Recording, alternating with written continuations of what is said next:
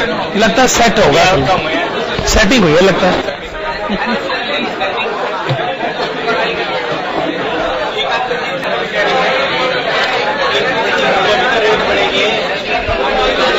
दिखाना जरा last.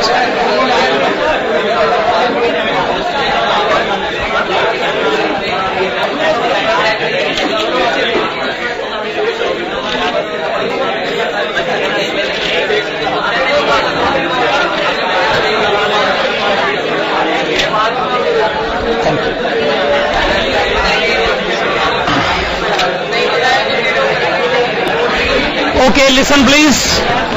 Page number 48. Page number 48. Question number 33.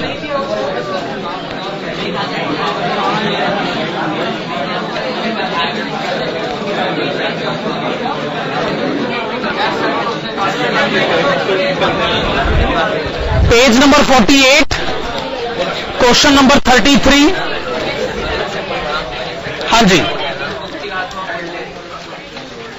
चलिए देखिए इस क्वेश्चन को। Okay, Aries limited wishes to raise additional finance of ₹10 lakh for meeting its investment plans. It has ₹2,10,000 in the form of retained earning available for investment purposes. The following are the further details. पहली information है डेप्ट equity mix 30% 70%. तो आपको जितने भी funds चाहिए 30% आप डेप्ट से लाओगे और 70% आप इक्विटी से लाओगे. यही इस इंफॉर्मेशन का मतलब है. कॉस्ट ऑफ डेप्ट up to ₹1,80,000, beyond ₹1,80,000. Earnings per share at present ₹4. Next page पर क्या लिखा है? Dividend pay out 50% of earnings. इसका मतलब कि जितना भी हम अर्न करते हैं उसका 50% हम डिविडेंड दे देते हैं. Expected growth rate in dividend 10%. Current market price per share ₹44. Tax rate 50%. You are required to number 1 determine the pattern for raising the additional finance. Okay, बाकी पॉइंट बाद में देखेंगे. लिखेगा नंबर 1 लिखेगा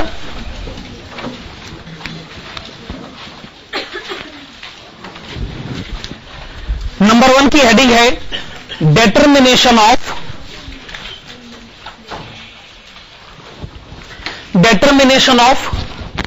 the pattern determination of the pattern of raising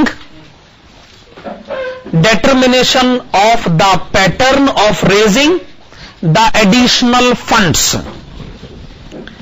Determination of the pattern of raising the additional funds. वैसे आप बताएंगे कि आपको एडिशनल फंड्स चाहिए कितने? 10 lakhs. तो सवाल हमसे यह पूछा गया है कि ये जो हमको 10 लाख रुपए चाहिए हम इसको अरेंज कैसे करें?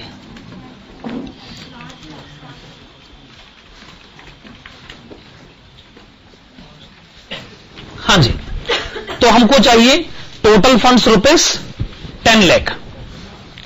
हम इसको कैसे अरेंज करें?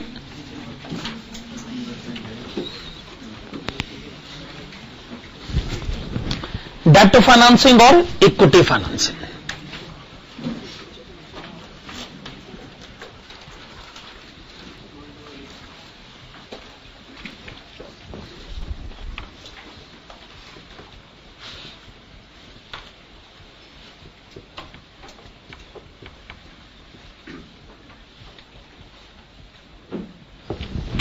ओके, डेप्ट फाइनेंसिंग और इक्विटी फाइनेंसिंग.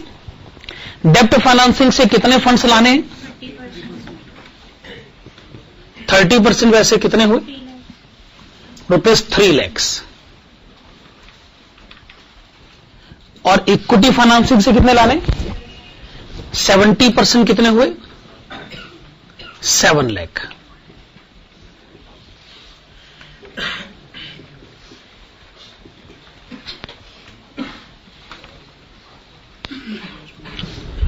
चले, 3 लाख रुपए डेप्ट फाइनेंसिंग से ले आते हैं और 7 लाख रुपए इक्विटी फाइनेंसिंग से ले आते हैं। पर ये भी कैसे अरेंज होंगे, इसका भी तो पैटर्न डिसाइड करना पड़ेगा। जैसे हमें एसी जगा दें जरा, ये दोनों। जैसे हमें डेप्ट के बारे में कहा गया है up to ₹1,80,000 at rate of 10% and beyond ₹1,80,000 at rate of 16%।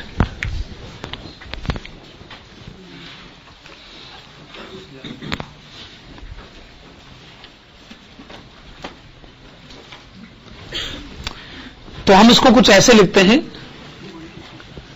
Up to ₹1,80,000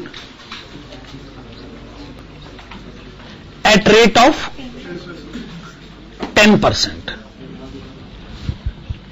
जो पहला 1,80,000 का लोन होगा वो 10% के रेट पर लिया जाएगा। और क्या लिखें, बैलेंस बाकी लोन कितना होगा वैसे 1,20,000 रुपए, ये किस रेट पर लिया जाएगा 16% के रेट पर। चलिए, ये हमने बात को ठीक ढंग से कह दिया ना, पहला 1,80,000 का लोन और बाकी बचा 1,20,000 का लोन, हमने रेट ऑफ इंटरेस्ट भी बता दिया। अब आइए आप इक्विटी फाइनेंसिंग पर, 7 लाख रुपए इक्विटी फाइनेंसिंग से चाहिए। आप एक बात बताइए, क्या आपका एग्जिस्टिंग शेयर होल्डर आपकी कोई मदद कर सकता है?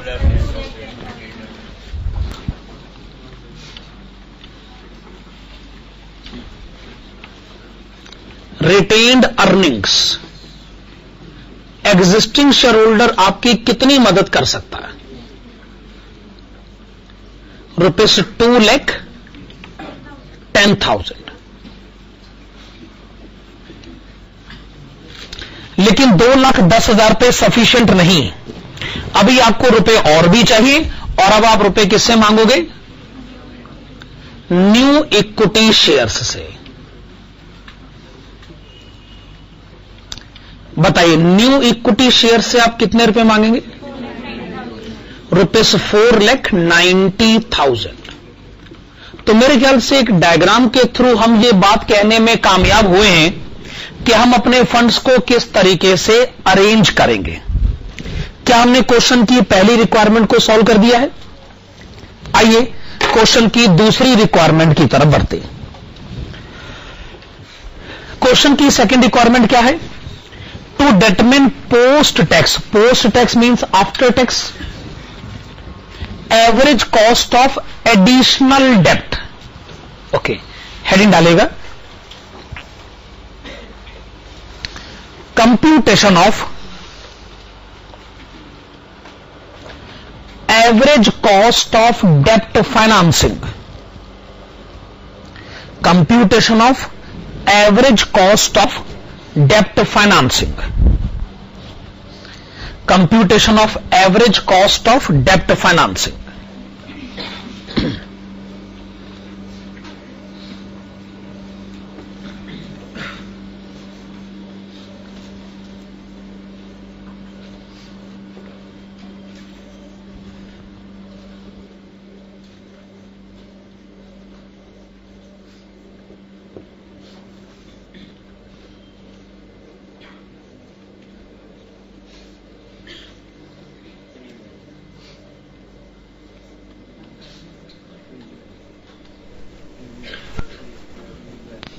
हाँ जी, तो आपने कॉलम्स बनाए, डेप्ट, amount, wait, cost of dept, average cost of dept. Dept, amount, wait, cost of dept, average cost of डेप्ट।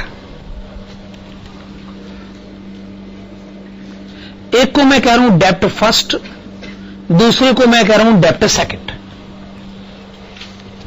अपनी कन्वीनियंस के लिए हम कह रहे हैं डेप्ट 1 और डेप्ट 2।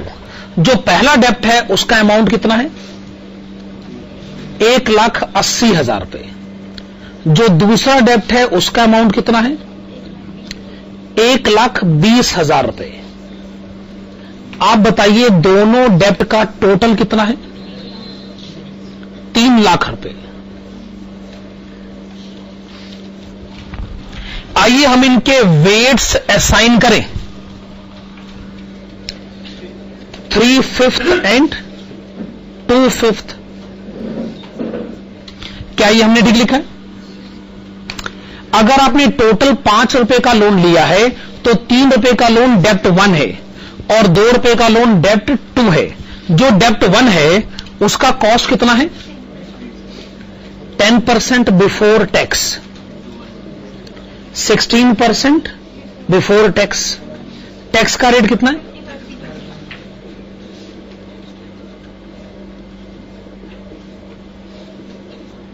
तो कॉस्ट ऑफ डेप्ट आफ्टर टैक्स 5% एंड 8%.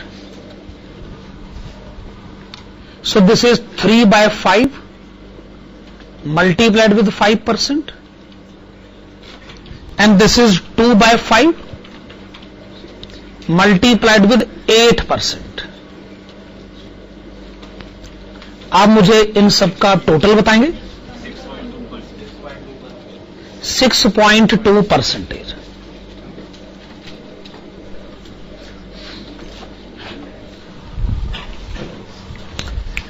वेल, मैं बात को यूं कहना चाहूंगा कि मैंने 3/5 डेप्ट लिया है 5% कॉस्ट पर, मैंने 2/5 डेप्ट लिया है 8% कॉस्ट पर, तो मेरी एवरेज कॉस्ट पड़ती है 6.2%.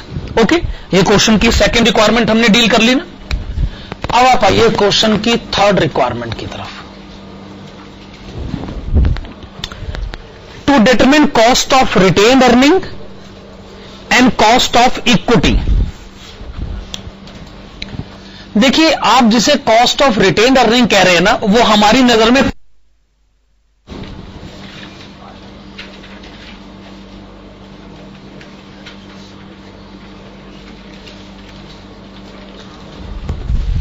कॉस्ट ऑफ इक्विटी में हमें दो कैलकुलेशन करनी है. जब हम एग्जिस्टिंग शेयर होल्डर का रिटेन्ड अर्निंग का पैसा इस्तेमाल करते हैं तो एक कॉस्ट ऑफ इक्विटी होती है, और जब हम नए शेयर इश्यू करते हैं तो एक दूसरी कॉस्ट ऑफ इक्विटी होती है.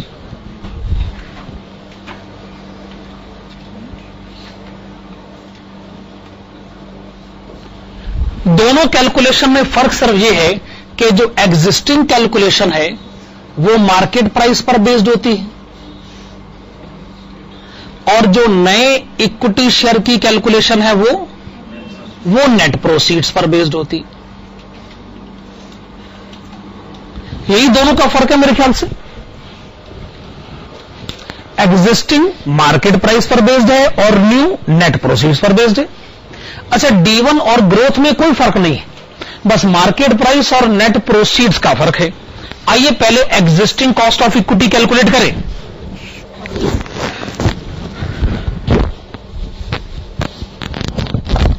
एक जगह क्वेश्चन कहता है earning per share at present ₹4, dividend pay out 50% of earning. अगर 4 रुपए की अर्निंग है तो उसका 50% हो गया 2 रुपए, तो 2 रुपए का डिविडेंड हो गया. लेकिन क्या वो 2 रुपए का एग्जिस्टिंग डिविडेंड है? क्या वो 2 रुपए का लास्ट डिविडेंड है? मैं आपसे लास्ट डिविडेंड नहीं पूछ रहा हूं, अगला डिविडेंड पूछना चाहता हूं. क्वेश्चन में एक जगह ग्रोथ रेट लिखी है 10%, तो इसका मतलब अगला डिविडेंड कितना मिलेगा?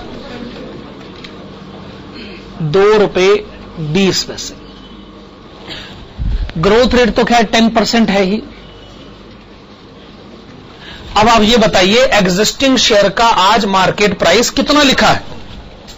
मार्केट प्राइस लिखा है ₹44. करिए कैलकुलेट. 15%.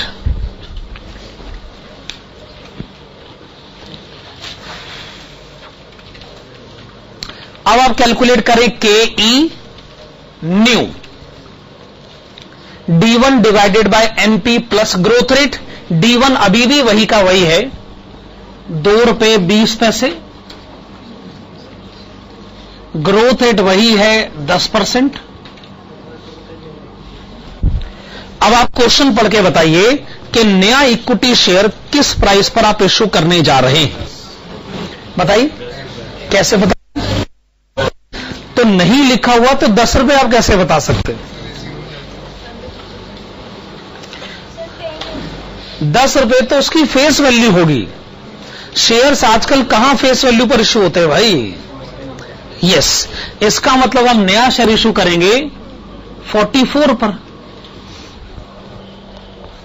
जब पुराना शेयर बाजार में 44 रुपए का बिक रहा है तो नया शेयर भी 44 में तो इश्यू होगा ना। जब इश्यू करेंगे तो 10 रुपए की फेस वैल्यू डाल देंगे, बाकी 34 रुपए का प्रीमियम डाल देंगे, वो सब दूसरी बात है। पर इश्यू तो 44 के रेट पर ही होगा। हमें एक शेयर इश्यू करके क्या मिलेगा? 44 रुपए। तो आंसर फिर वही आ गया। आप लिखिएगा, इस बात को हम लिख लेते हैं। It is assumed that new equity share, it is assumed that new equity share will be issued. It is assumed that new equity share will be issued at existing market price. New equity share will be issued at existing market price of ₹44. चलिए question की last requirement की तरफ आएंगे। Last उन्होंने कहा जी, जो नया project आपके पास आया है आप इसकी कॉस्ट ऑफ कैपिटल कैलकुलेट करके बताइए, और नए प्रोजेक्ट की कॉस्ट को तो मार्जिनल कहा ही जाता है। तो चलिए लास्ट रिक्वायरमेंट और हेडिंग डालेगा computation of weighted marginal cost of capital.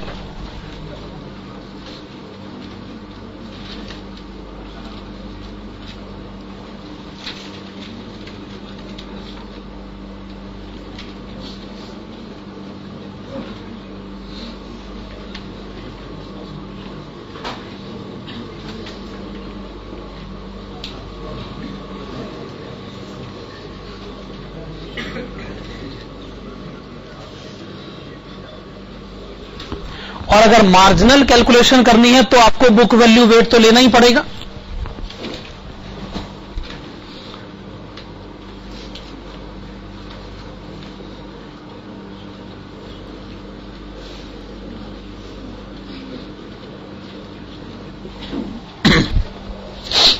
हां जी, हम सोर्स में लिखना चाहेंगे, एक है डेप्ट फर्स्ट, दूसरा है डेप्ट सेकंड। डेप्ट फर्स्ट का अमाउंट है 1,80,000 रुपए, डेप्ट सेकंड का अमाउंट है 1,20,000 रुपए। उसके बाद है रिटेन्ड अर्निंग्स। रिटेन्ड अर्निंग का अमाउंट है 2,10,000। और लास्ट में है new equity shares. New equity shares का अमाउंट कितना है? 4,90,000। अच्छा, टोटल फाइनेंशियल रिक्वायरमेंट कितनी हो गई? 10 लाख, 10 लाख रुपए। ठीक है ना? तो जी इससे हमको यह पता चला कि नए प्रोजेक्ट के लिए जो 18% फंड्स हैं वो डेप्ट नंबर 1 से अरेंज हो रहे, जो 12% फंड्स हैं वो डेप्ट नंबर 2 से अरेंज हो रहे, 21% फंड्स जो हैं वो एग्जिस्टिंग शेयर होल्डर की तरफ से आ रहे हैं, और 49% फंड्स जो है वो न्यू शेयर होल्डर्स की तरफ से आ रहे हैं। तो हमें ये इंफॉर्मेशन मिल गई ना कि कौन नए प्रोजेक्ट में कितने परसेंटेज पैसे डालने को राजी हो आ रहे हैं, अपनी किसी न किसी एक्सपेक्टेशन के साथ आ रहे हैं। जो डेप्ट 1 है उसकी कॉस्ट तो आप यहां से पिक करिए, ये रही 5%। जो डेप्ट 2 है उसकी कॉस्ट ये रही 8%। जो एग्जिस्टिंग शेयर होल्डर है उसकी एक्सपेक्टेशन है 15%, और जो नया शेयर होल्डर है उसकी एक्सपेक्टेशन भी है 15%, 12.36%। भाई अब इनकी उम्मीदों को हम ही लोगों को पूरा करना है, इसलिए हमें कम से कम कमाना होगा 12.36%। आइए हम इस बात को लिख लें। Hence, the investment in the new project, hence the investment in the new project must yield, the investment in the new project must yield 12.36%. The investment in the new project must yield 12.36% in order to be financially viable. In order to be financially viable.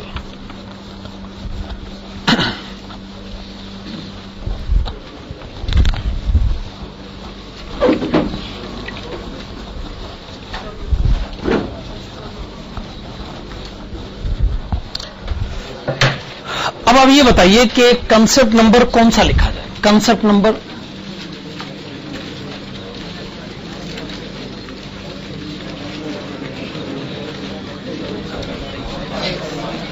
Okay, concept number 6। Concept number 6 के brackets में लिखेगा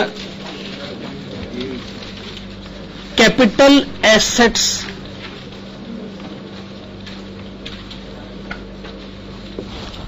concept number 6 के brackets में लिखेगा capital assets pricing,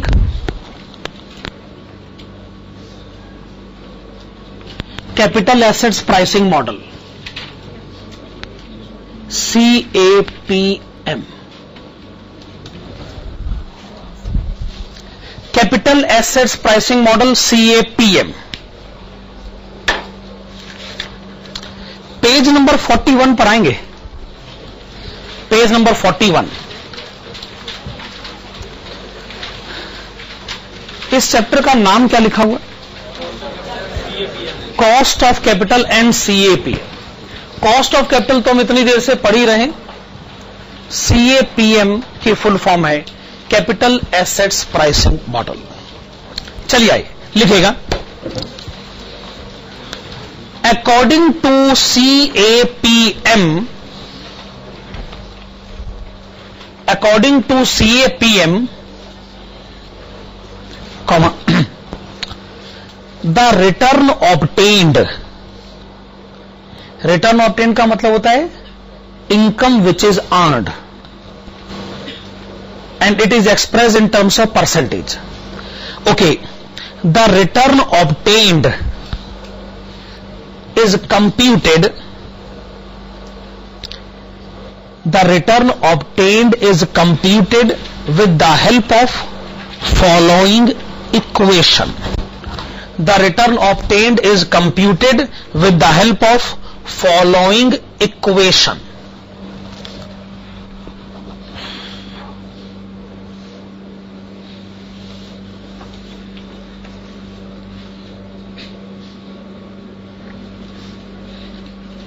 हाँ जी, तो मान लीजिए आपने कोई शेयर खरीद रखा है और आप जानना चाहते हो कि आप उस इन्वेस्टमेंट से कितने परसेंटेज कमाते हैं। तो उसके लिए आपको एक फार्मूला याद रखना होगा। वो फार्मूला कुछ एब्रीविएशंस में इस तरीके से है।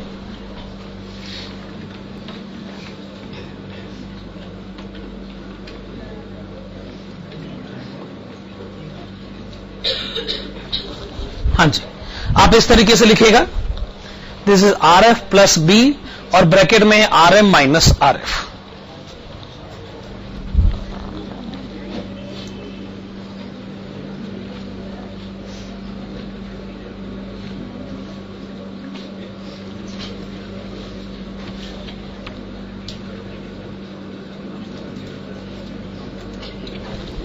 हाँ जी, RF का मतलब है रिस्क फ्री रिटर्न। देखिए, हो सकता है आप स्टॉक मार्केट में जाएं और स्टॉक मार्केट आप इसलिए जाएं क्योंकि आपको ऐसा लगे कि स्टॉक मार्केट में अक्सर लोग 25% इनकम अर्न कर लेते हैं। स्टॉक मार्केट में 25% कई बार हो भी जाता है। वैसे कोई बैंक तो आपको 25% इंटरेस्ट देने से रहा, लेकिन स्टॉक मार्केट में 25% प्रॉफिट कमाया जा सकता है।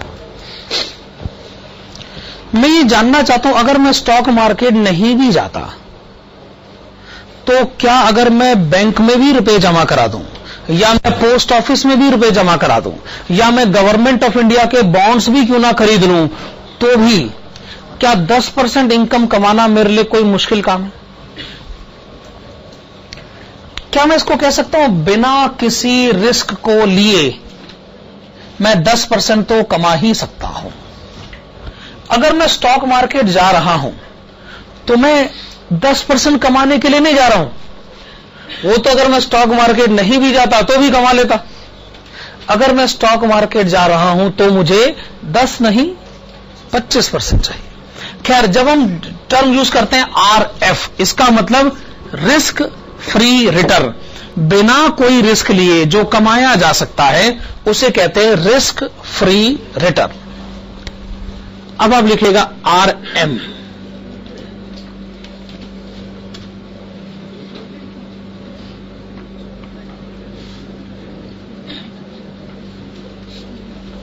Market return. जैसा कि आप कह रहे थे, अगर आप स्टॉक मार्केट में जाओगे तो 25% कमाओगे। इसका मतलब RM क्या है? 25%। 25%। मार्केट नहीं जाओगे तो 10% कमाओगे, मार्केट जाओगे तो 25% कमाओगे। अब हम ये जानना चाहते हैं कि RM माइनस RF क्या है? एक्स्ट्रा इनकम, स्टॉक मार्केट जाने की एक्स्ट्रा इनकम। आप स्टॉक मार्केट 25% कमाने गए हो, स्टॉक मार्केट नहीं भी जाते तो 10% कमा लेते, तो आप स्टॉक मार्केट क्यों गए? एक्स्ट्रा 15% कमाने के लिए। RM माइनस RF, इसको हम लोग कहते हैं मार्केट रिस्क प्रीमियम।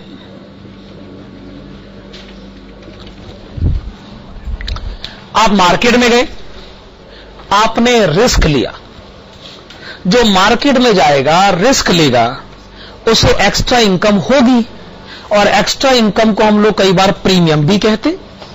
क्या ये बात सही? मेरे ख्याल से लगभग ये सारी बातें समझ में आ रही, बस एक टर्म यूज हो रहा है बी, ये टर्म रह गया। लेकिन अगर थोड़ी देर के लिए माना जाए कि बी नाम का कोई टर्म है ही नहीं, तो क्या आपको लगता नहीं RF और RF कैंसिल हो रहा है?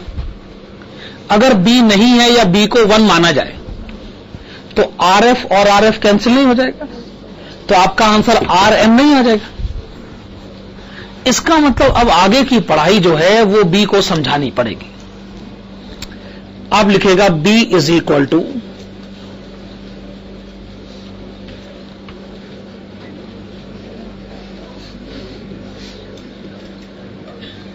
Beta coefficient. बीटा कोएफिशिएंट जैसे कोरिलेशन कोएफिशिएंट होता ना, वैसे बीटा कोएफिशिएंट होता है। और बीटा कोएफिशिएंट जो है स्टॉक मार्केट में जब डिस्कशंस होते हैं तो बीटा पे सबसे ज्यादा डिस्कशन किया जाता है। बीटा बेसिकली ये डिसाइड करता है कि आपकी इन्वेस्टमेंट डायरेक्शन की तरफ जा रही है। ये कोई छोटी मोटी कैलकुलेशन नहीं है, बड़ी कॉम्प्रिहेंसिव कैलकुलेशन है।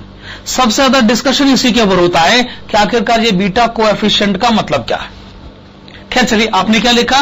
B is equal to beta coefficient. आप इसके नीचे लिखिएगा, इसके नीचे लिखिएगा beta is a measurement of, beta is a measurement of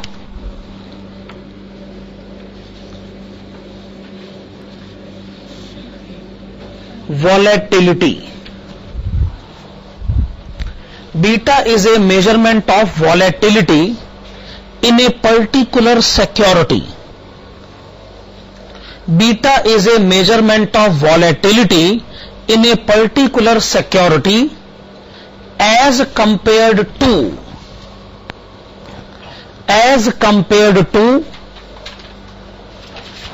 the volatility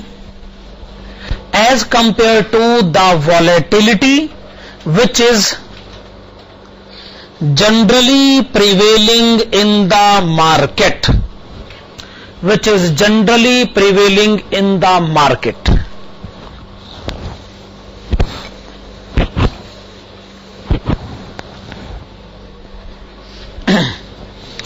आगे लिखेगा, if beta of a particular company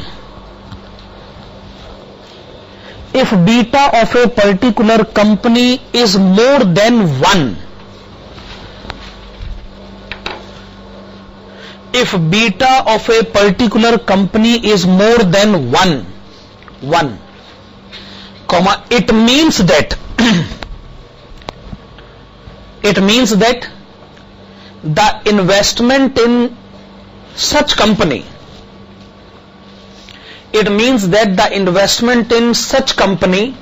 is more volatile,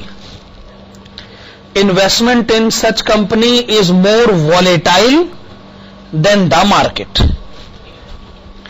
Investment in such company is more volatile than the market.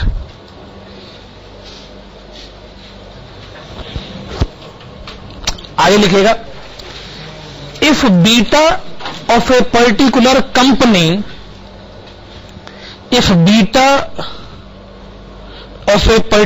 company is less than 1, if beta of a particular company is less than 1,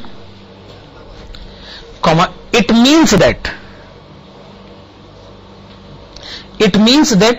the investment in such company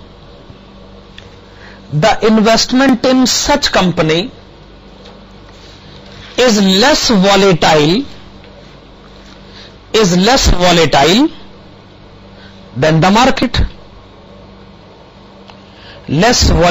than the market,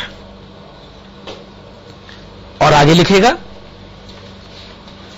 if beta of a particular company is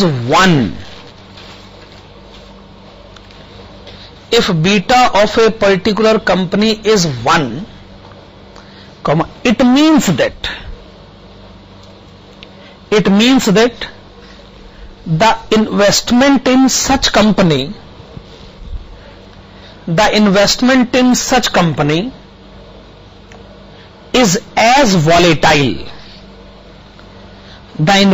in such company is as volatile, as the market.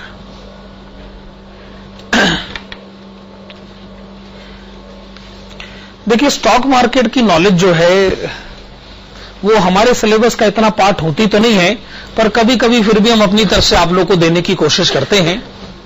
तो आप समझिएगा, stock market की knowledge ये काफी important है आप लोगों के लिए। एकेडमिकली नहीं भी है तो बाद में प्रोफेशनली तो होगी। अगर ये माना जाए कि जो स्टॉक मार्केट का इंडेक्स है वो 10% बढ़ गया एक दिन में या एक हफ्ते में या एक महीने में, तो क्या इसका मतलब ये कि जितने भी शेयर्स हैं उन सबके दाम 10% बढ़ गए? Not necessarily. अगर क्लास के एवरेज मार्क्स को पता किया जाए, अगर एवरेज मार्क्स 65 है तो क्या इसका मतलब ये कि हर स्टूडेंट के 65% मार्क्स आए? ऐसा नहीं है ना। सिमिलरली अगर स्टॉक मार्केट का इंडेक्स 10% बढ़ा है, इसका यह मतलब बिल्कुल नहीं है कि सभी शेयर्स के दाम 10% बढ़ गए। हो सकता है कुछ शेयर्स के दाम 5% बढ़े होंगे, कुछ के 20% भी बढ़ गए होंगे, और कुछ के हो सकता है गिर भी गए होंगे। स्टॉक मार्केट के बढ़ने के बावजूद ऐसा हो सकता ना। यूं समझ लीजिए कि ये जो मैं बातें डिस्कस करने जा रहा हूं, ये बीटा के कंटेक्स्ट में ही बातें डिस्कस हो रही है। मान लीजिए एक ऐसी कंपनी है जो ये कहती है कि देखो स्टॉक का प्राइस, स्टॉक का इंडेक्स 10% बढ़ गया पर हमारे शेयर का दाम 20% बढ़ गया। आप इसका क्या मतलब निकालेंगे? हम इसका मतलब ये निकालेंगे कि आपकी कंपनी का बीटा है 2, डबल, 2 यानी डबल। इसका मतलब आपके शेयर में जो हलचल होती है, वॉलेटिलिटी है, वो मार्केट के कंपैरिजन में डबल है।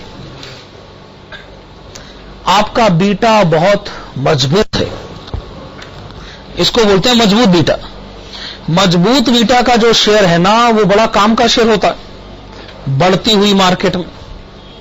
अगर आपको लगता है कि अगला साल जो है वो बहुत अच्छा होगा, कंपनियों की सेल बढ़ेगी, कंपनियों के प्रॉफिट बढ़ेंगे, तो आपके पोर्टफोलियो में वो शेयर होना ही चाहिए जिसका बीटा बहुत मजबूत है। जैसे डीएलएफ का जो शेयर है, उसका बीटा बड़ा मजबूत है। बढ़ती हुई मार्केट में वो मार्केट को आउट परफॉर्म करता है। मार्केट 10% बढ़ती है, इसका शेयर 20, 22, 25% बढ़ जाता है। लेकिन गिरती हुई मार्केट में भी ये मार्केट को आउट परफॉर्म करता है। मार्केट 10% गिरे, इसका शेयर 20, 22% गिर जाता है। तो इसका मतलब इसका मजबूत बीटा है। मजबूत बीटा जो है बढ़ती हुई मार्केट में फायदे का सौदा है, पर घटती हुई मार्केट में नुकसान का सौदा।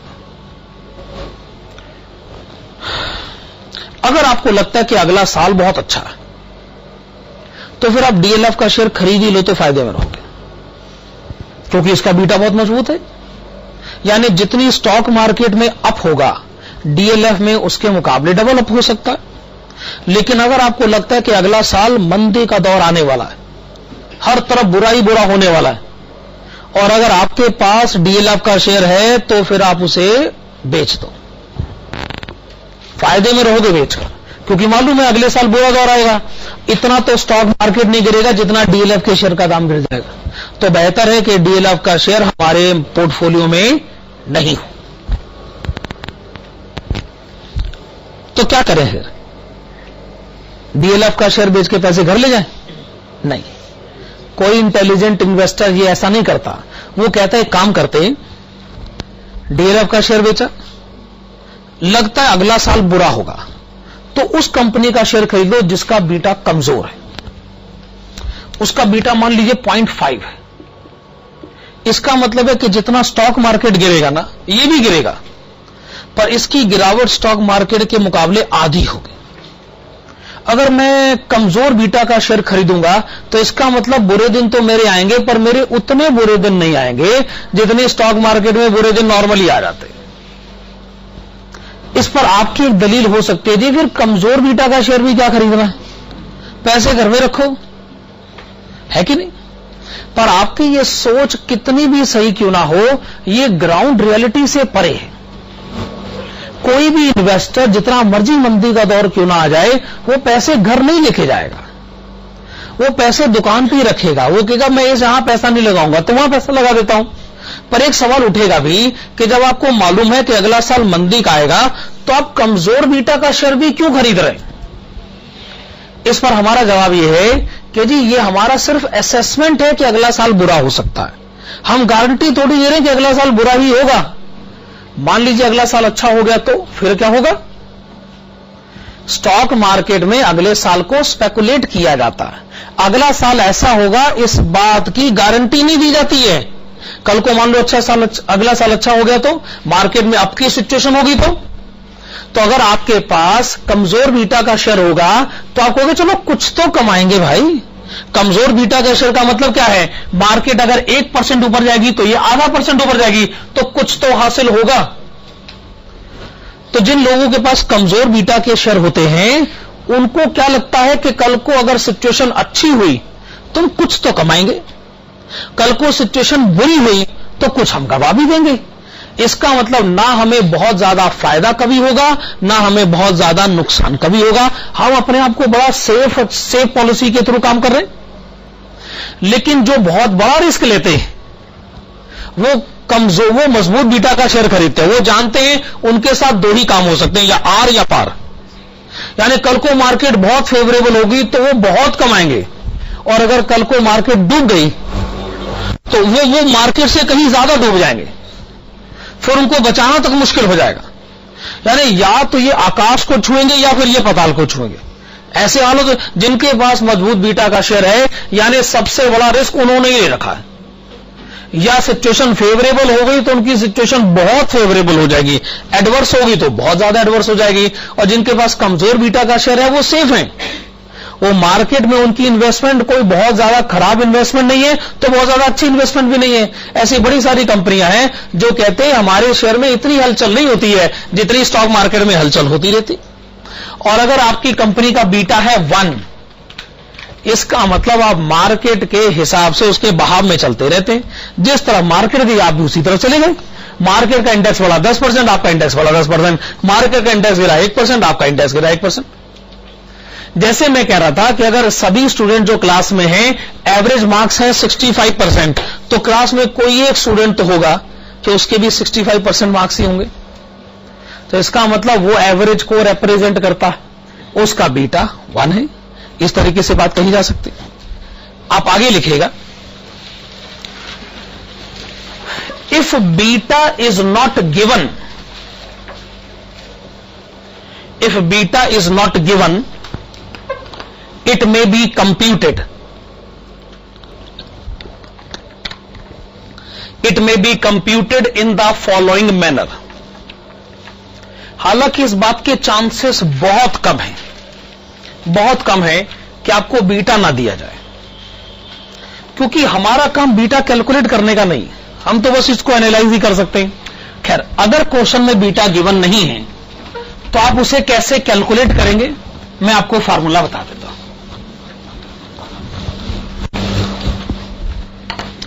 लिखेगा B is equal two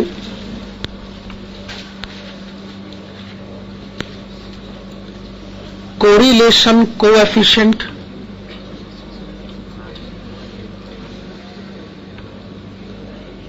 multiplied with particular security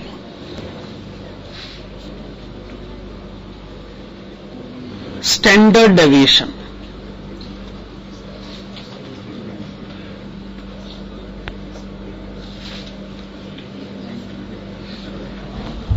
whole divided by market standard deviation.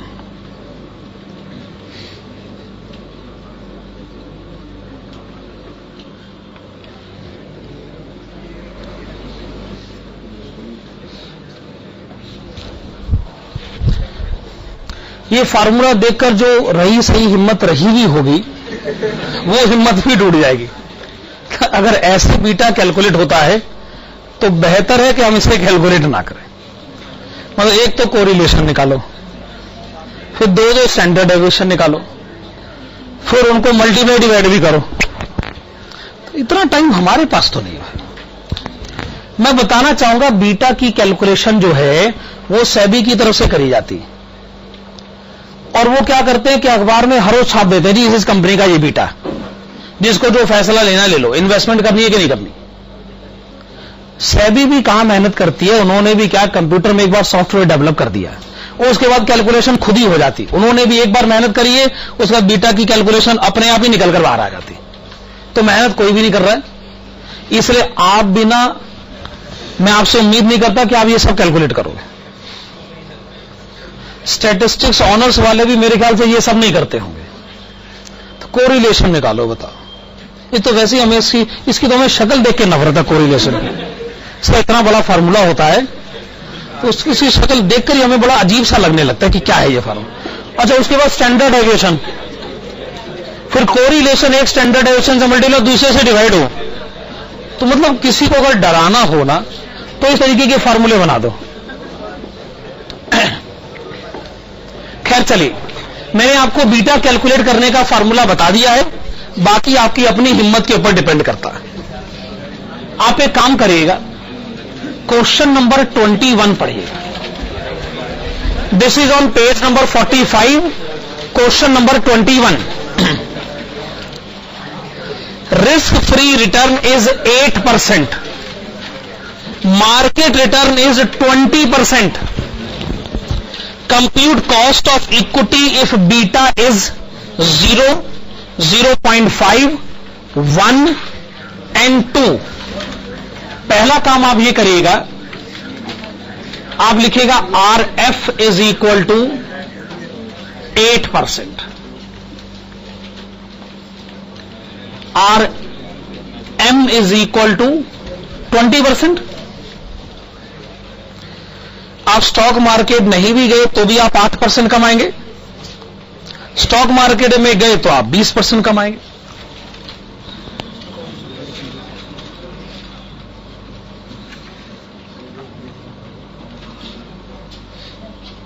Stock market जाने का एक्स्ट्रा बेनिफिट 12% हो सकता है, हो सकता है।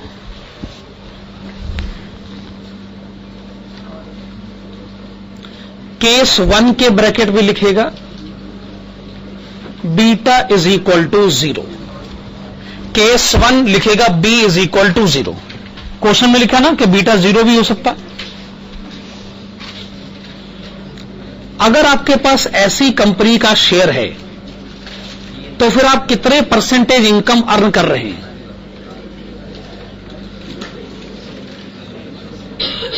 चलिए आरएफ लिखेगा 8%, बीटा लिखेगा 0 और आरएम माइनस आरएफ यानी risk free premium, market risk premium, this is 12%। क्या आंसर आ गया? 8%। हम इसका क्या मतलब निकालें? आपने ऐसी कंपनी का शेयर खरीदा जो आपको वही इनकम दे रही है जो आपको बैंक से या पोस्ट ऑफिस से भी मिल सकता था। ऐसी बड़ी सारी कंपनियां हैं, पर्टिकुलरली जो गिल्ट फंड होते हैं, वो जो खाली डेप्ट में इन्वेस्टमेंट करती हैं, ऐसी फाइनेंस कंपनीज होती हैं, वो शेयर होल्डर को वही कमा के देती हैं जो कि डेप्ट इन्वेस्टमेंट से खुद भी कमाया जा सकता है। कोई बहुत ज्यादा एडेड एडवांटेज उनमें नहीं होता। अब आप लिखेगा केस 2। केस 2 के ब्रैकेट में लिखेगा बीटा इज इक्वल टू 0.5 और ध्यान रखिए 0.5 का मतलब होता है 50%।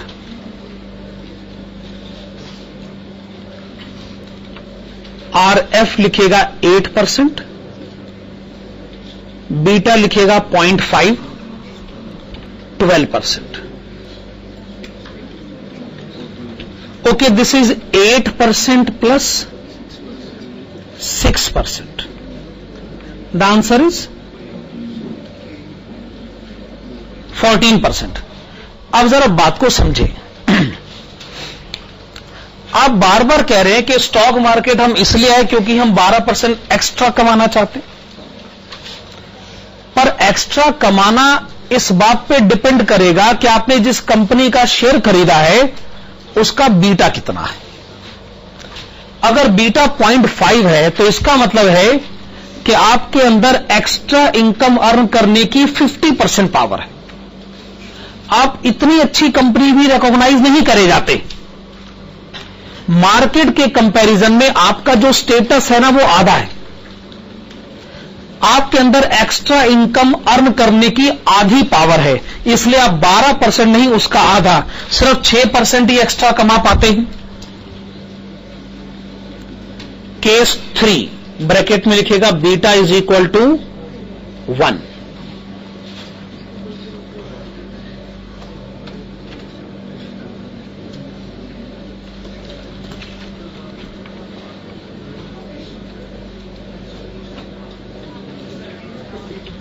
So this is 8% plus 12%. The answer is 20%.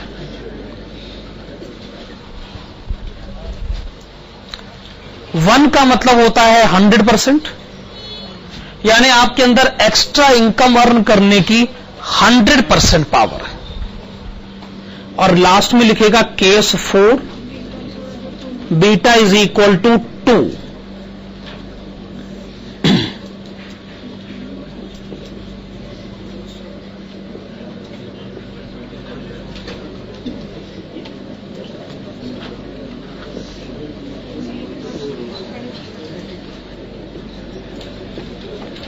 इसका मतलब आपके अंदर एक्स्ट्रा इनकम अर्न करने की डबल पावर है, 32%। यस, 32%। अब आप बीटा की इंपॉर्टेंस को समझ रहे हैं। बीटा बेसिकली एक मेजरमेंट है जो ये बताना चाहता है कि आपके अंदर एक्स्ट्रा इनकम अर्न करने की कितनी पावर है। ठीक है ना। 2 का मतलब हो गया डबल, 1 का मतलब हो गया 100%, 0.5 का मतलब हो गया 50%। क्वेश्चन नंबर 21 का आंसर देने के बाद आप आइएगा क्वेश्चन नंबर 25 की तरफ। क्वेश्चन नंबर 25 की तरफ आइएगा। Compute cost of equity from the following: risk free return 10%, market return 25%, equity standard deviation 0.30, market standard deviation 0.15, correlation coefficient 0.5। इस क्वेश्चन में बीटा गिवन नहीं है, पर हमें कोई शिकायत भी नहीं। अगर आप इतनी क्लियर कट इंफॉर्मेशन दे दोगे तो हम इस सिचुएशन को मैनेज करने की काबिलियत रखते। बस ऐसे लिख देना, ये कोरिलेशन है, ये स्टैंडर्ड डेविएशन, हम पुट करके तो आंसर निकाल देंगे। इससे आगे मेहनत नहीं कर सकते। तो पहला काम ये करिएगा, बीटा का फॉर्मूला लिखेगा। बीटा का फॉर्मूला लिखे, correlation coefficient multiplied with particular security standard deviation divided by market standard deviation.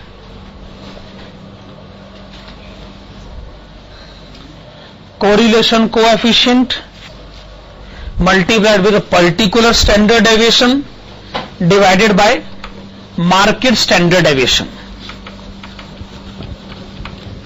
चलिए फॉर्मूला लिख लिया आप लोगों ने।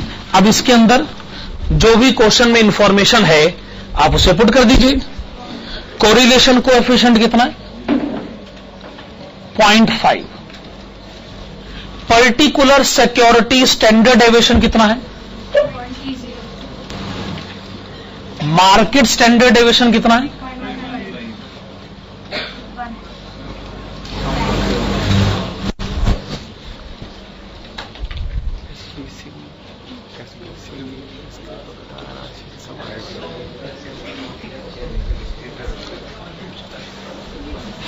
हाँ जी, आपने बीटा कैलकुलेट कर लिया है 1। तो मैं आपको कह रहा था कि अगर ये इंफॉर्मेशन गिवन है तो हम बड़े आराम से बीटा कैलकुलेट कर सकते, इसके आगे हम नहीं जा सकते। कोरिलेशन कोएफिशिएंट अब कैलकुलेट करने की हमारे अंदर काबिलियत रही भी नहीं, वो पुरानी गलियां थी जो हम छोड़ा है ना। अब हम वो काम नहीं कर सकते। स्टैंडर्ड डेविएशन आप मेरे ख्याल से अब हमारा कोरिलेशन कैलकुलेट करने का मन भी नहीं करेगा, नहीं, वो पुरानी बात हो। चलिए, आपने बीटा कैलकुलेट कर लिया है। अब क्वेश्चन आपसे क्या जानना चाहता है? Yes please. चलिए, कॉस्ट ऑफ इक्विटी कैलकुलेट करें CAPM के हिसाब से। आप फार्मूला लिखेगा RF plus beta RM minus RF। बताइए क्वेश्चन में रिस्क फ्री रिटर्न कितना दे रखा है? 10%। अच्छा, बीटा आपने कितना कैलकुलेट कर लिया है? 1। मार्केट रिटर्न कितना है? 25%। Risk free return 10%। आंसर? अच्छा, आंसर 25% आना भी चाहिए था। अगर आप ऐसी कंपनी का शेयर खरीदोगे जिसका बीटा 1 है, इसका मतलब आप वही कमाओगे जो स्टॉक मार्केट में एवरेज इन्वेस्टर कमा रहा है, यानी 25%। ठीक बात है ना? चलिए, ये कैलकुलेशन अपने को समझ में आ गई। अब आप आइएगा पिछले पेज पर और देखिएगा question number 22।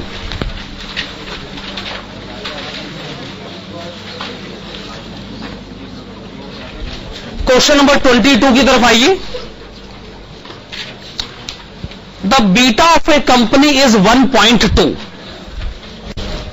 Growth rate is 5%, last dividend paid was ₹3 per share, return on government securities is 10%, return on market portfolio is 15%. Current market price of the share is ₹31. Calculate the cost of equity according to dividend valuation approach and CAPM. तो आप एक काम करेगा, पहले आप लिखेगा dividend valuation approach,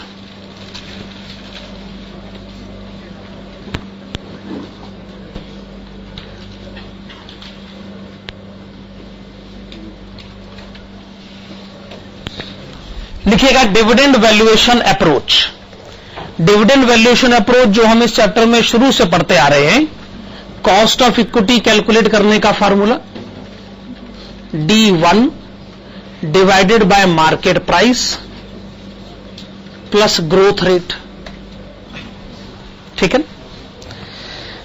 हां, तो बताइए क्वेश्चन में मार्केट प्राइस कितना गिवन है?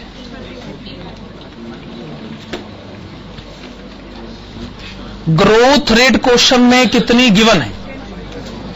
ग्रोथ रेट क्वेश्चन में कितनी गिवन है? 5%.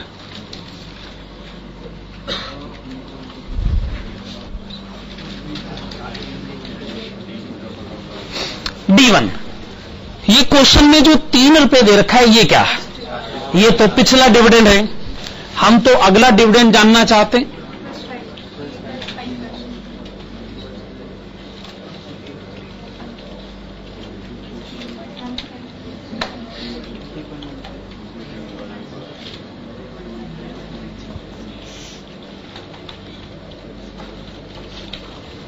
तो बताइए कॉस्ट ऑफ इक्विटी कितना लिखना है? दोबारा बोलिए. ओके, 15.16%.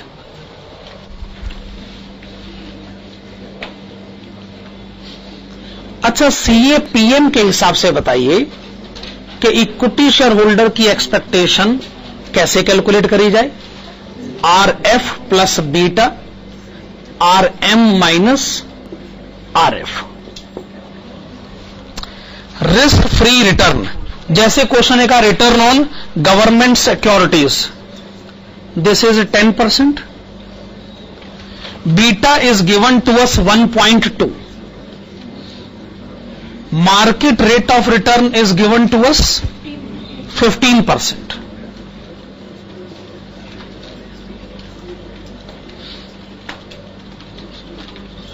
क्या आंसर आ गया? 16%. ठीक बात है. डिविडेंड वैल्यूएशन अप्रोच का आंसर कुछ और है, CAPM का आंसर कुछ और है. हमने ऐसा कोई दावा कभी नहीं करा कि दोनों आंसर सेम आते. दो अलग अलग ओपिनियन है, दो अलग अलग आंसर है.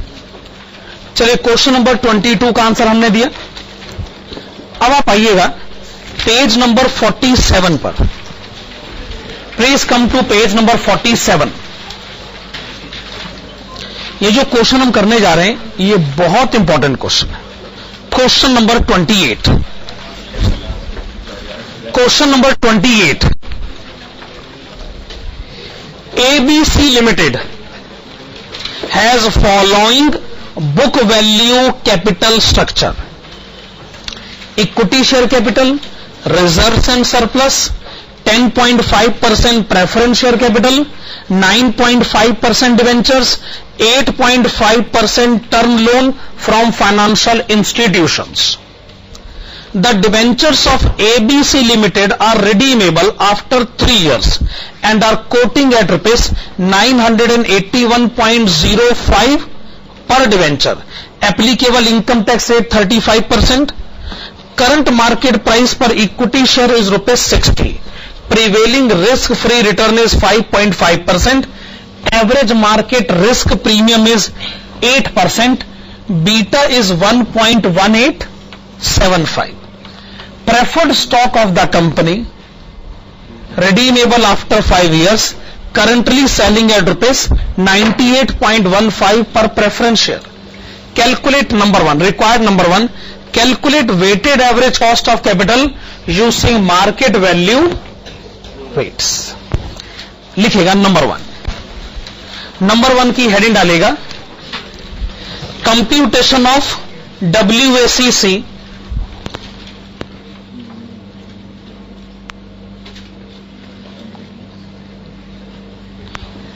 computation of WACC using market value weights.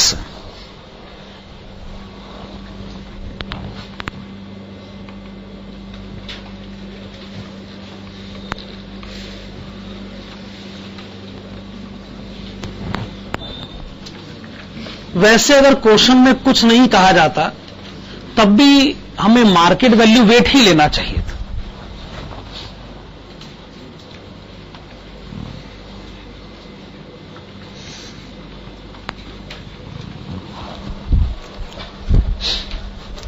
दूसरी बात यह है कि चूंकि मार्केट वैल्यू वेट लिया जा रहा है तो रिजर्व्स के बारे में आपका ओपिनियन क्या है? आप उसे कंसीडर नहीं करना चाहते हैं। यह आंसर देने का मेथड नंबर 1 है। मेथड नंबर 1 में आपको यही बताया गया है कि आप रिजर्व्स को इग्नोर कर सकते हैं अगर मार्केट वैल्यू वेट आपको लेने हैं तो आप कंसीडर भी कर सकते हैं, पर मेरे ख्याल से वो बात हमने पहले कभी करी थी। आप सोर्स में पहले लिखेंगे इक्विटी कैपिटल, फिर आप लिखेंगे कैपिटल, उसके बाद आप लिखना चाहेंगे डिवेंचर्स,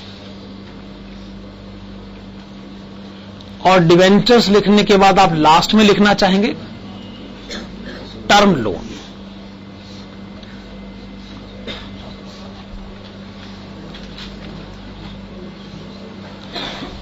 ठीक है ना?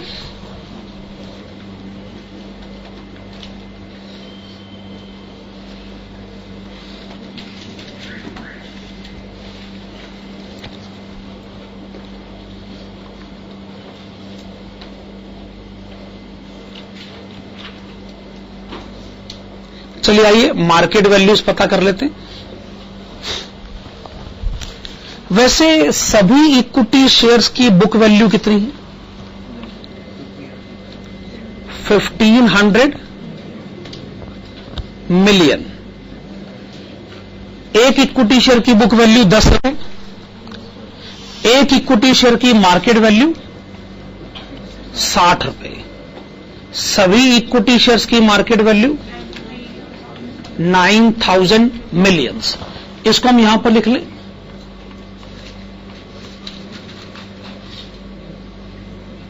$9,000 मिलियंस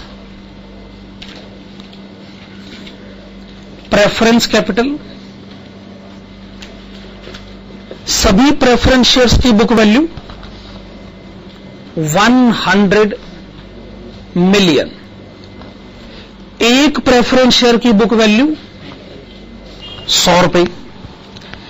एक प्रेफरेंस शेयर की मार्केट वैल्यू 98.15। सभी प्रेफरेंस शेयर की मार्केट वैल्यू 98.15 मिलियन।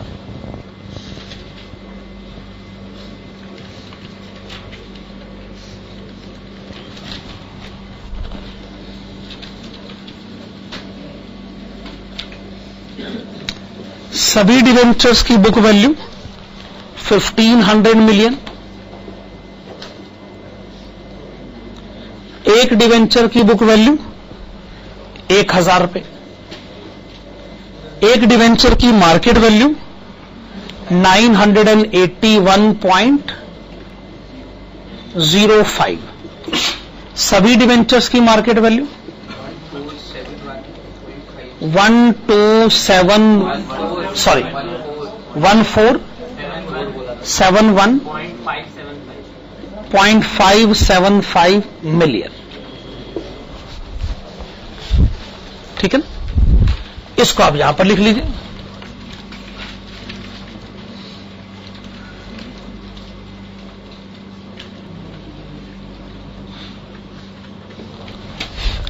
अच्छा, टर्म लोन की तो कोई मार्केट वैल्यू होती नहीं भाई, वो तो आप एज इट इज उठा लीजिए 500 मिलियन।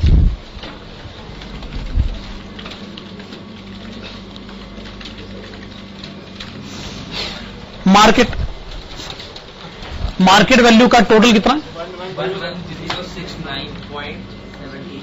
11,069.725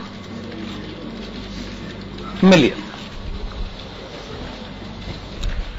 ये जो टोटल मार्केट वैल्यू है उसमें से इक्विटी की 9,000 मिलियन है, तो आप मुझे इक्विटी का वेट परसेंटेज में बताएं तो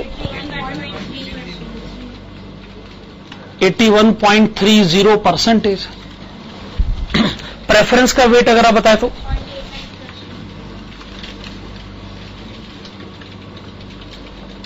0.89%। डिबेंचर्स 13.29%। 4.52%। 4.52%। और टोटल हो गया 100%। चलिए यहां तक तो कैलकुलेशन हो चुकी है। अब अगर इंडिविजुअल कॉस्ट कैलकुलेट कर ली जाए तो WACC समझो कैलकुलेट हो ही गया।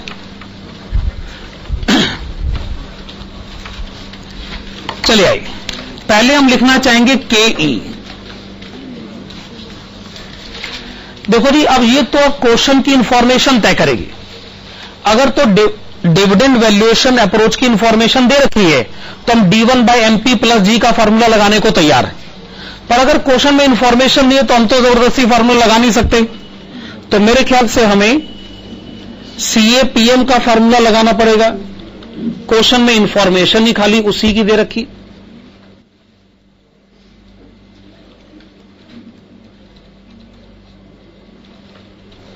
बताइए रिस्क फ्री रिटर्न आपको कितना दे रखा है? 5.5%। बीटा आपको कितना दे रखा है? 1.1875। और ये आपको 8% क्या दे रखा है? ये है मार्केट रिस्क प्रीमियम। ये प्रीमियम है, यानी ये RM - RF आपको सीधा ही दे रखा है।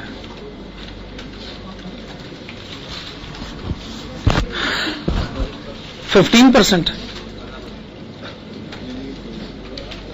चलिए इक्विटी शेयर होल्डर की एक्सपेक्टेशन आपने पता करी 15%।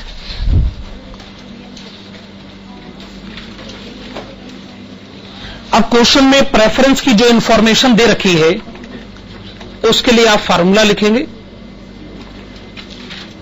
पहले preference dividend plus redeemable value minus market price divided by number of years whole divided by redeemable value plus market price divided by 2।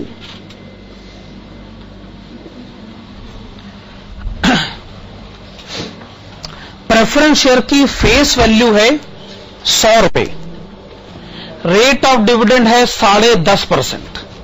100 रुपए 10.5%, तो 10.5 रुपए का ही डिविडेंड हो गया।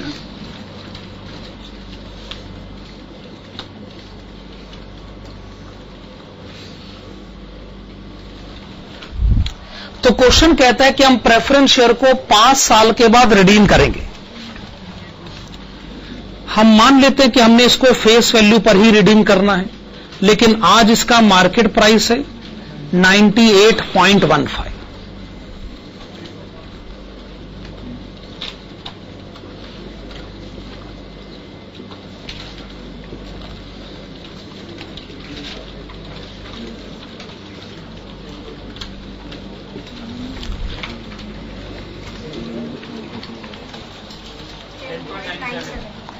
ओके 10.97%। आपने लिखा 10.97%।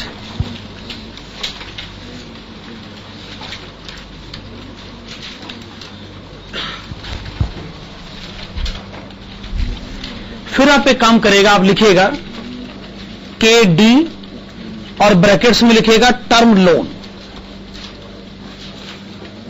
ये जो आपने टर्म लोन ले रखा है इसका रेट ऑफ इंटरेस्ट कितना? 8.5%। और टैक्स का रेट कितना है? 35%।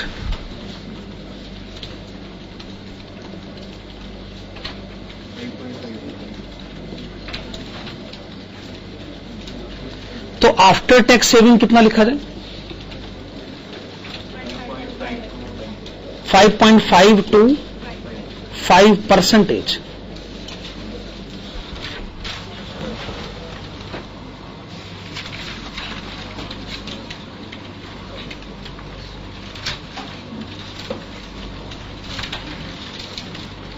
अब बस आपको डिवेंचर्स की कॉस्ट कैलकुलेट करनी है. डिवेंचर्स की कॉस्ट आपको कैलकुलेट करनी है ना.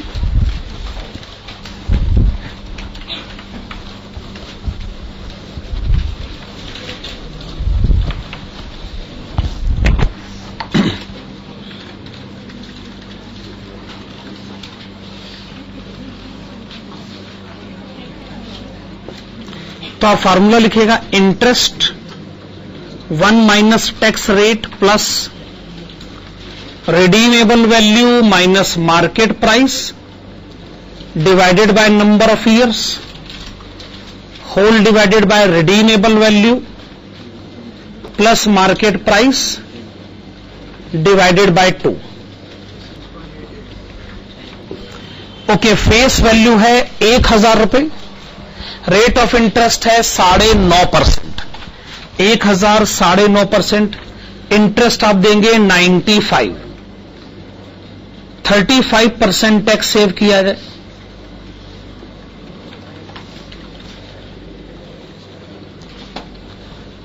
डिवेंचर आप रिडीम करें 3 साल के बाद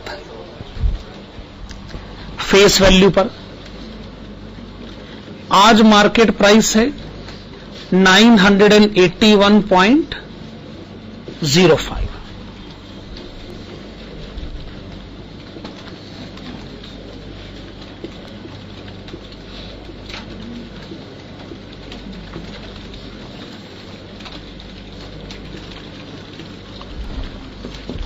कितना बताते? 6.87%. 6.87% यहां पर लिखा जाए. WACC 13.46%. आपने बताया WACC 13.46%. क्वेश्चन की पहली रिक्वायरमेंट को डील किया जा चुका है. अब क्वेश्चन की सेकंड रिक्वायरमेंट की तरफ बढ़ा जाए.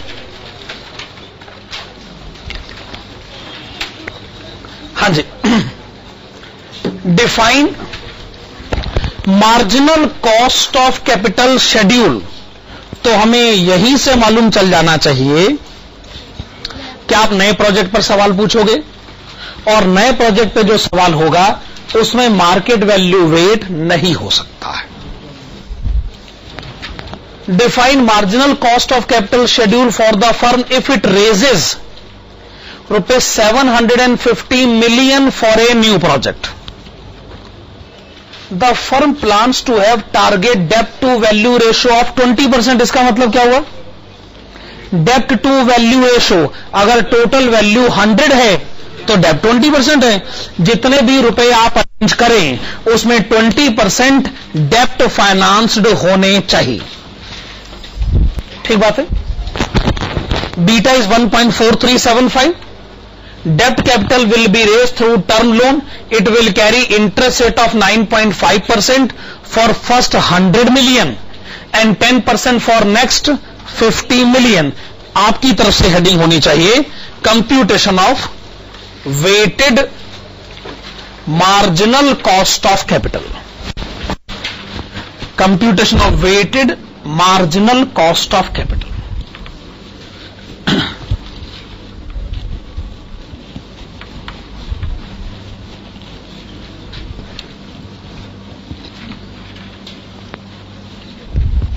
तो आप कॉलम से बना लीजिएगा. सबसे पहले सोर्स,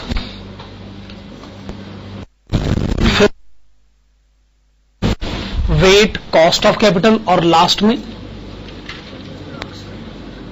WMCC.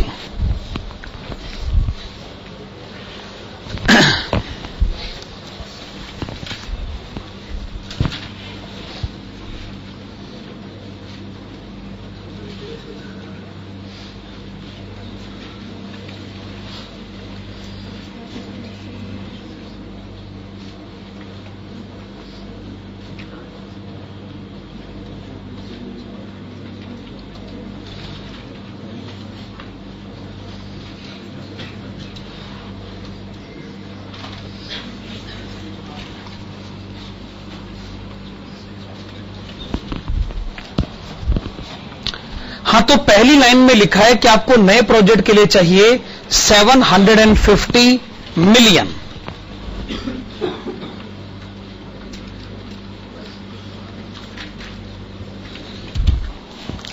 आप कह रहे हैं कि आपको 20% डेब्ट फाइनेंसिंग करवानी है, इसका मतलब आपको 80% इक्विटी फाइनेंसिंग करवानी।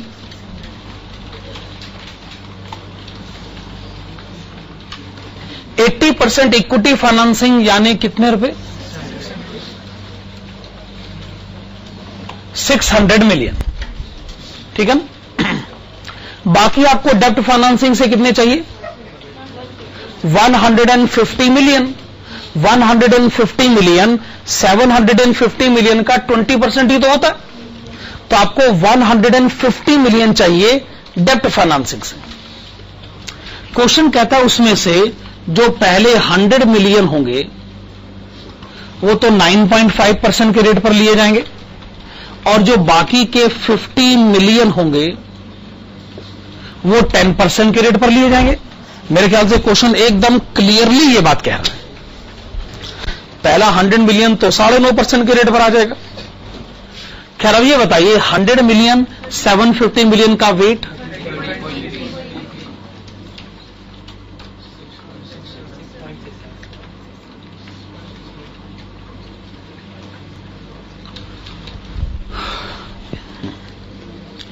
इक्विटी शेयर होल्डर की एक्सपेक्टेशन पता करी जाए।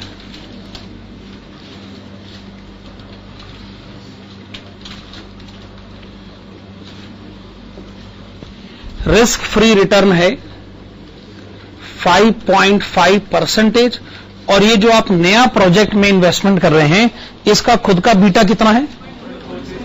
1.4375, और मार्केट रिस्क प्रीमियम कितना है? तो 17% लिखा जाए।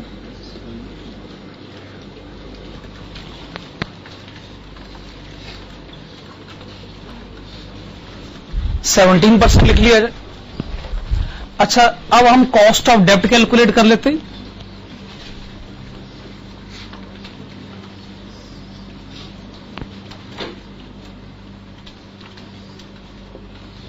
है तो इसका रेट ऑफ इंटरेस्ट 9.5%, पर इसके ऊपर 35% टैक्स एडवांटेज अगर लिया जाए तो आफ्टर टैक्स ओके 6.175%।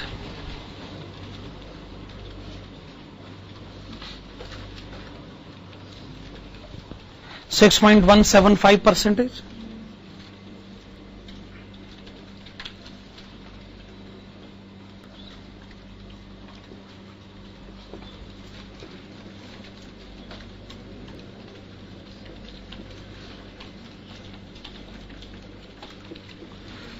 तो इसके ऊपर हो गया 6.5%। 6.5% यहां लिखा जाए।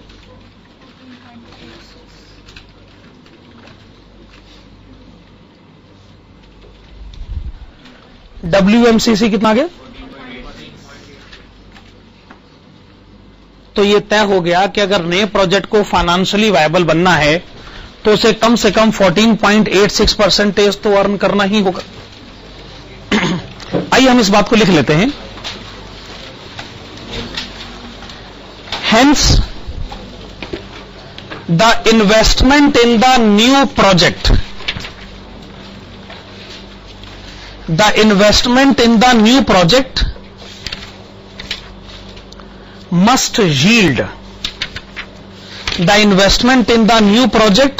must yield 14.86% in order to be financially viable। ठीक बात है।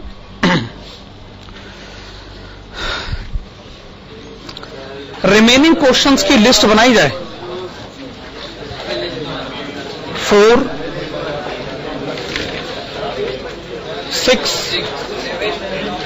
7, 9, 16,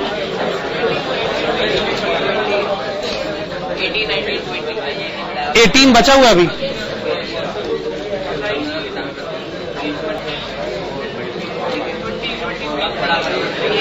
ट्वेंटी 22 हो गया, 23 बचा है, 24, 25, 26, 27,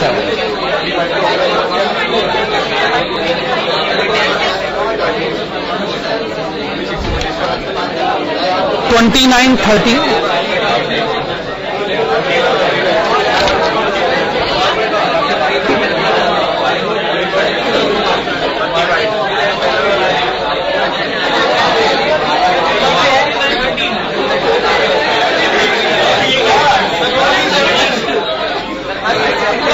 ये क्वेश्चंस बचे हुए हैं।